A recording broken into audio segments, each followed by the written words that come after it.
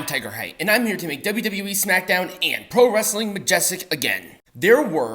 I even double-checked, four in-ring segments. Why? Are there a lot of the people that are on SmackDown in India right now? Like, what the hell is going on here? There was no LWO, there was only one women's match, there were no in-ring talking segments whatsoever, but heaven forbid we have to get the Bloodline at least 4 or 5 segments in the middle of the show. For what reason? They're not even them anymore. Stop beating the Bloodline's dead-ass horse. I mean, at the very least, Judgement Day were there to pick up the slack, and right now, they're the hottest act going. But once again, LWO. Let's get into it before I get more mad, because to be honest with you, I'm like, ugh. And usually, SmackDown is like that one show that I'm consistently happy with. Raw was better by a mile. Not Dynamite. Dynamite sucked. Impact was okay. But this SmackDown was ugh. So our first match was a tag team match with Charlotte Flair and Shotzi taking on Bayley and Io Sky of Damage Control. Now, the in-ring stuff was perfectly acceptable, and I thought it was a fun match overall, but what in the hell happened with Asuka and Dakota Kai on the outside of the ring? What a strangely delayed thing. And also, why did Asuka just yoink? I mean, like, the most delicate yoink of the women's championship I have ever seen. Dakota Kai literally just gave Asuka the belt. I know what they were going for here, but have some aggression. If Dakota Kai is still not cleared enough to where she can take a yoink, then what the hell are we doing here? Anyway, that weird distraction. Oh, also, Io Sky's distraction took way too long. Good lord, she was fixated on Asuka instead of focused on the ring. Like, a split second is fine, but not, I swear to God, 15 to 20 seconds. It was so off. Anyway, it was Shotzi's little DDT thing on Bayley for the win.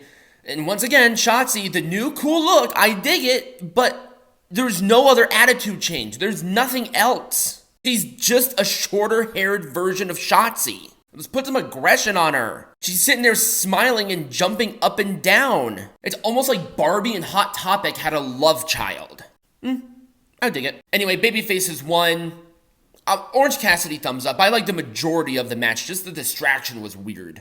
We have LA Knight, taking on Austin Theory. I liked the match. It was a fun match overall. Good back and forth. I liked the promo beforehand because even though Grayson Waller's a good promo, there's LA Knight just eviscerating him. I like the reaction. The crowd was super into it. When you put LA Knight on there, you know you're going to be okay. And these two got in there, had a fairly basic match. I really liked it. It was BFT for the win. I'm going to give it a full thumbs up. I liked more than I hated. Up next were the Judgement Day taking on the Brawling Brutes in non-title action. Why?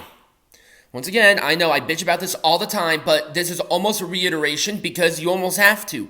Why are the champions in a non-title match? It is uncomfortably the most frustrating thing that I have. Now, if there was like a one-on-one match where it's like Finn Balor versus Butch, fine, that's great. But if the tag team champions are in the match, in a tag team match, why isn't it for the titles? There's no momentum here whatsoever.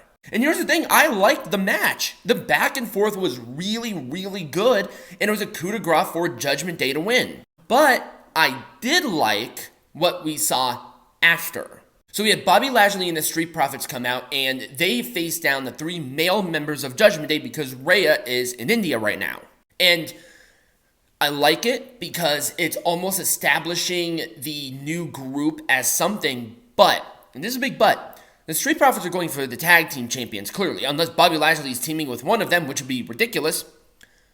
So is Bobby Lashley going for the North American champion?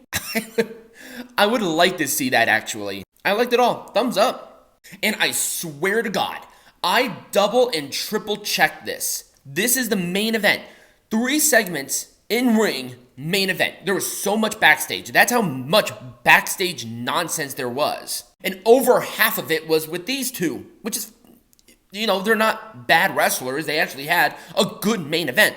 Jimmy Uso, AJ Styles. But Jesus, can we have more in-ring stuff? Throw me a bone. And okay, Jimmy Uso is being put in this experimental heel single star, right? And that's all well and good. He wants to go back with the bloodline. That's stupid, but I'm going to accept it.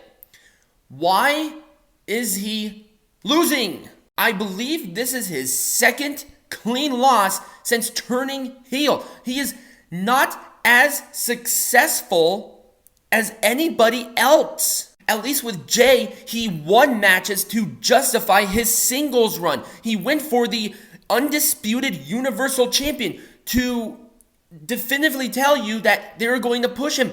But with Jimmy, for some reason, he's losing. Why? These two had a good main event, but AJ Styles did not need to win here. He could have easily lost. It's AJ Styles. He's already established as a credible main event singles wrestler. Jimmy Uso needed this win, and they did not give it to him. Phenomenal forearm, clean in the middle of the ring. Then we had some stuff with Judgment Day after the match because now apparently they're in alliance with the Bloodline. Does the Bloodline exist anymore? Does it matter?